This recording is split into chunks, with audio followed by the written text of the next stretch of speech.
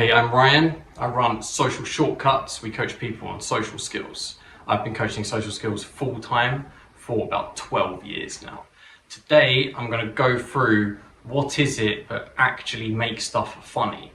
So psychologists, including leading psychologists like Sigmund Freud and philosophers, have apparently been trying to work this out for about 6,000 years. And I've managed to work it out, and I'm going to explain you guys what actually makes stuff funny today. Seems a bit strange to me that I've apparently worked out some 6,000-year-old psychology problem that no one can understand, but that seems to be the case. It's not even that complicated. So I'll tell you guys today what it is to actually make stuff funny. Ever since I started coaching social skills about 12 years ago now, I've really wanted to work out what actually makes stuff funny, because humour is definitely my favourite part of social skills. And like I said, about 1.5 years ago, I worked it out. I'm going to give you guys this information today. So whoever watches this, look at how many views are on the video and add about a few hundred people who I've told already to that. And apparently you'll be the 100th or 1,000th person on earth to know this information. So first, here's an explanation on some of the previous theories about what actually makes stuff funny. So one of the first theories was called superiority theory.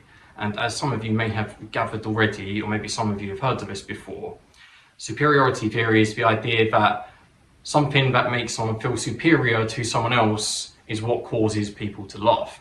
However, as you'll see with all of these previous theories, there's always exceptions to the rule. If I make a wordplay joke, for example, there's a tree outside that looks pretty good, and I say, wow, that tree looks tremendous, I'm not trying to be superior to anyone with that. And it doesn't make the people who listen to the joke feel superior to the tree unless they have some weird branch of narcissism. So there's exceptions to it. Not everything that's funny is something that makes people feel superior. Then there was relief theory, which was by Sigmund Freud. So relief theory was, because it's Freud, of course, he was saying that it's stuff that lets out pent-up sexual or violent desires. Again, my tree pun doesn't do that. So there's exceptions again. Superiority theory covers quite a lot of stuff that makes stuff funny. So does relief theory, in my opinion. But there's exceptions to them. They haven't found the root cause behind what makes everything funny. Then there was incongruity theory, which is the idea that something that's unexpected creates humour. So this is true for quite a large percentage of things that are funny are unexpected in some way. However, again, there's exceptions. There's plenty of examples of something that you knew was going to happen, and then it happens and you still laugh. Like someone is stumbling around, they're going to fall over, and then they fall over and people still laugh, for example. So there's still exceptions to that. Then there was benign violation theory, which is the closest to the theory that I have, which, by the way, I'm open to, it could be wrong. However, I've purposely not released this as a video for quite a long time, just so that I can increase the chances I come across some kind of exception to what I'm thinking and see if I'm wrong, but that doesn't seem to be the case. I'll introduce you guys to it in a bit. With benign violation theory, the idea is it's based on something that violates someone or is bad to them, bad for them, but is not too bad. If it's not bad enough, then it's more likely to be boring and not funny. If it's too bad, then it's more likely to be offensive or negative in some other form, such that it is no longer funny. However, again, not all things that are funny are based on violation or something bad happening to something. My tree pun here seems to be the root of all of the exceptions to these different theories, because again, how is that violating? If I'm not violating the tree by saying it looks tremendous, in fact I'm complimenting it. So that's another theory which gets pretty close to what I have for you guys, but again has exceptions, like I mentioned. So around 1.5 or 2 years ago now, I worked out a whole new system and a whole new way of looking at social skills altogether, which was based on what, at the time, for any of you who are good at maths, would have worked out would be about 10 years of experience. coaching social skills full time. So it took me a long time to explain this whole system, and I'll probably make a video on it at some point in the future.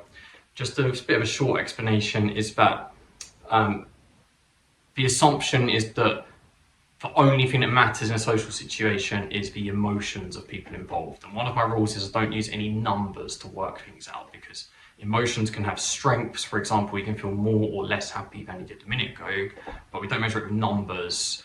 I don't know of any way there is to precisely measure emotions with numbers. Could even not really be possible to do.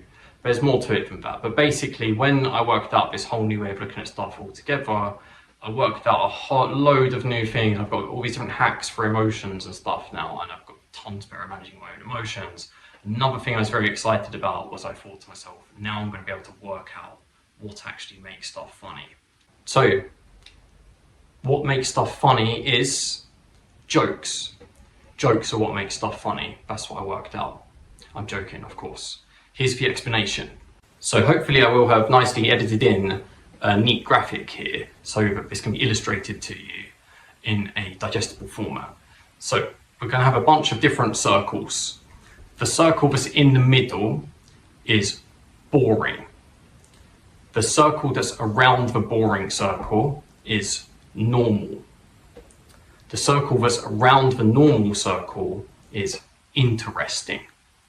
The circle that's around that circle is funny. Then there's another circle around that one. That one is it's weird, but it's still better than normal. So we could describe that as weird, but in a good way. Then there's another circle around that one, which is weird, but still better than boring, which we could also arguably describe as weird, but in a good way. And then all of the area that's outside of the circle, which expands into infinite space, this is now too weird. So too weird has two types of too weird. Type 1 is it doesn't make enough sense, and type 2 is it's too offensive. So there's a few components to what makes stuff funny, but this is the main key to it, based on my theory, which I personally think is correct because I haven't found any exceptions to it for 1.5 years or whatever. But if you feel like it's wrong, please tell me in the comments, because I'd like to also learn. So if it's far enough outside of normal, but also not too far, it will hit the funny bracket. So this accounts for wordplay, like the tree is tremendous. It's outside of normal because I'm not using the word tremendous in a normal way. I'm saying it in a wrong pronunciation, but it also makes some sense. So it's become outside of normal, but also not too far. If something unexpected happens, if it was something unbelievably unexpected, like all of a sudden everyone was upside down and in 2D or something, then that would be too far. I don't think many people would laugh at that. If it's something that's unexpected, but also you can kind of see how that might have happened, that tends to be quite funny. And again, if we go back to the benign violation theory, that one hits this description of what I'm saying here, except it's specifically about bad things happening to someone. If it's bad but not too bad, it will be outside of normal, far enough, and not just a bit outside of normal, it needs to be far enough outside of normal to hit the funny bracket. So that's a big part of what makes stuff funny. These bands will be changing constantly. So the perception of what's normal and what's not will be changing based off of two different people have a different idea of what's normal and what's not. If we've got two people from different cultures around the world, one person from Mongolia, one person, hi if anyone's from Mongolia, I feel like this is quite infrequent, but please say hello in the comments. Someone who's from Amazon tribe in Brazil and someone who's from Ireland, these people are likely to do stuff that they find normal, that a person finds funny because it's outside of normal to them. So perception of normal changes based off of that. It also changes based off of someone's emotions. So the same person in a different mood, half an hour to the next, can have a changed perception of what's normal. And also the other bands will change as well. What's funny, what's interesting, etc. In a different situation, so for example, if you're at McDonald's versus a funeral versus the International Space Station versus a library, then it's going to cause different things to feel normal versus not. And also, the most important thing to remember for perception of what's normal is what the person's attention is currently focused on, and also how it's focused on it as well. So focus and perspective. So for example, the famous joke, I don't know why this joke is so famous, because I don't think it's that good. The joke, why did the chicken cross the road to get to the other side? This is what's called an anti-joke. So the idea of why this is supposed to be funny is because, and the anti-jokes can be funny, but I don't know if this one's funny. But the reason it's supposed to be funny is because you're expecting a punchline, you're expecting some funny punchline to be said. So now the normal thing has become outside of normal because your focus has been shifted towards this is going to be something funny. Same as I did earlier, I often say that joke to people. I build up my explanation of what makes stuff funny, and I say, oh, I've worked it out, it's meant to be a 6,000-year-old psychological problem. And then I say what it is jokes. A lot of the time people laugh at that, not all the time obviously, but a lot of the time people laugh at that. And the reason is because I've shifted people's focus towards this is going to be something big and complicated and smart. And then that makes the most basic thing is now outside of normal. So that's the main key to it, is you have to think about these circles and where the person's perception of normal is at the time. And the final key to it is that it still needs to cling on to at least some small minimal level of logic. I think this isn't like 100% rule that always applies, technically speaking, because for example, if I was in a conversation and someone just walked up to us and said, apples, koala bears, titanium dioxide, and just said random words, I'd probably laugh at first, but because it's so random, if they keep doing that, it's going to get annoying fast and not be funny. So 99.9% of the time, you need it to be something that at least still makes some level of rational, logical sense. The stuff that's the most funny tends to be stuff that only just about still makes sense. So just to give a quick summary and make it a bit more basic for everyone. 3 features to make something funny. One is it's outside of that person's perception of what's normal at that time. Far enough, not just a bit outside normal, it's to be far enough, also not too far. And the other thing is that it needs to be still hanging on to at least some small level of logical, rational thinking at the same time. This diagram with these circles, I'd recommend drawing it and putting it somewhere, or at least remembering it. It's useful for a bunch of different reasons. One, is a big part of the explanation of what makes stuff funny, but it's also useful to remember just when you're in conversations and even when you're trying to get yourself to enjoy something yourself. So a few extra points for other parts of social skills or just general social skills stuff based on that diagram. One is you're way better off risking being too weird rather than risking being too boring. Because A, weird can be good or bad, but weird is much more often good than it is bad.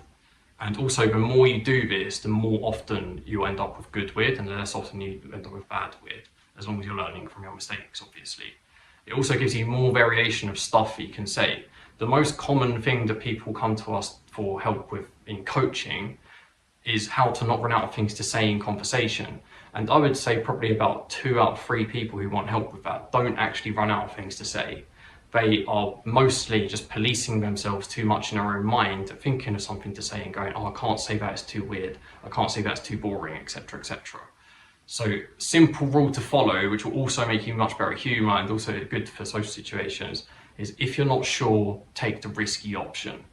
I'm not going to go into loads of detail on that in this video because it's too much of a tangent, but I'm pretty sure I've made a previous video about it. Hopefully I'll link it here. And if not, then I'll make one. I'll probably make another one at some point in the future anyway. In the majority of social situations, humour is the best emotion to aim for, in my opinion. Most social situations I'm in, my main priority most of the time is I'm trying to make jokes. I'm trying to make the situation funny. A while back, I ranked all of the different emotions, and I would say that humour is the 3rd most good feeling emotion in my opinion at the moment, but the 2 that are above it occur very, very infrequently and they're hard to generate. Whereas humor, if you see someone at a bus stop, you can make them laugh potentially, just like that at any moment, you can create humor. So in most situations, I think you're best off aiming to be 70, 80, 90% of the time going for jokes, and the rest of the time going for interesting. Aiming to be normal or weird on purpose is something that is never a good idea, but is usually not a good idea. The main time you want to be normal on purpose, in my opinion, is right at the start of a conversation when you say, hello, how have you been? Or, hey, my name's Ryan, shake their hand or whatever. After that, you want to quickly move to interesting or funny.